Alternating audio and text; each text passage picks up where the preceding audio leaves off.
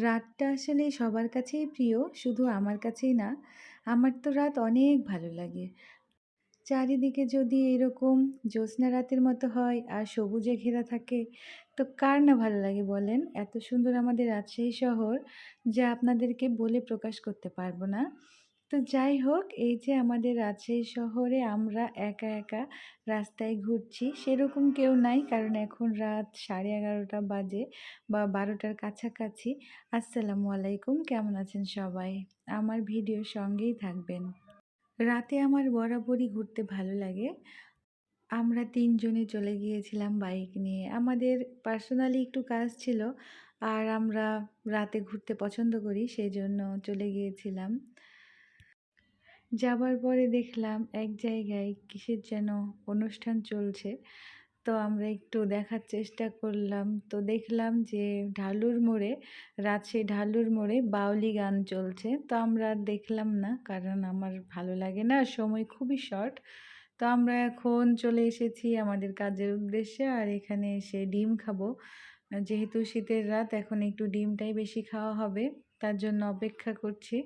প্রত্যেকটা মানুষেরই জীবনে ভালো লাগা আবার মন্দ লাগা আছে। আমারও অনেক কিছুই ভালো লাগে, সব কিছুই করে উঠতে পারি না। কিন্তু কিছু, কিছু সময় মনে হয় যে যদি ধরে রাখতে পারতাম তো অনেক ভালো লাগতো। আমরা ডিম খাওয়ার জন্য এখন অপেক্ষা করছি সবাই মিলে। সারাদিনের ব্যস্ততা সেরে বাচ্চাকে ঘুম দিয়ে মনে হয় যে এখন অনেকটাই ফ্রি। এখন যদি একা, একা ঘুরে বেড়াতে পারতাম তো অনেক ভালো লাগতো। তো আমি আর আমার বোন অপেক্ষা করছি। আমার হাসব্যান্ড ডিম নিয়ে আসতে গিয়েছে। এখন রাত 11:30 বাজে, তারপরেও মানুষ আছে। আর এখন শীতের রাত, তো এখন বেশি মানুষও থাকবে না। এখনও বেশি শীত পড়েনি। আর আমরা এখন একটু চিপস খাবো, সেজন্য চিপস নিয়ে আসলাম। আর এই যে আমাদের বিশাল, বিশাল লাইটিং চারিদিকটা এরকম আলোকিত করে রাখে আমাদের রাজশাহী শহরে। প্রায় জায়গাতেই দেয়া আছে।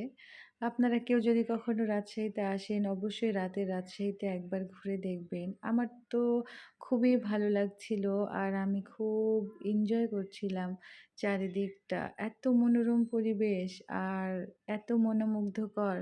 চারিদিকে অন্ধকার আর শুধু আমরা আছি, নিরিবিলি পরিবেশ। খুবই ভালো লাগছে, খুবই। তো আমি ভালো লাগা উপভোগ করছি। আমাকে কেউ একটু ভিডিও করে দিচ্ছে না। তো আমি এখন একা একাই শ্যুট করছিলাম। কারণ সবাই বিরক্ত হয়ে যায়। আসলেই একা, একা ভিডিও করা অতটাও সহজ না। তারপরেও যতটুকু পারি আমি তুলে ধরার চেষ্টা করেছি। কারণ আমাকে প্রতিদিন টাইম মেইনটেইন করে ভিডিও দিতে হয়। তো আমার ভিডিওটা একটু ধৈর্য সহকারে দেখবেন। আল্লাহ হাফেজ।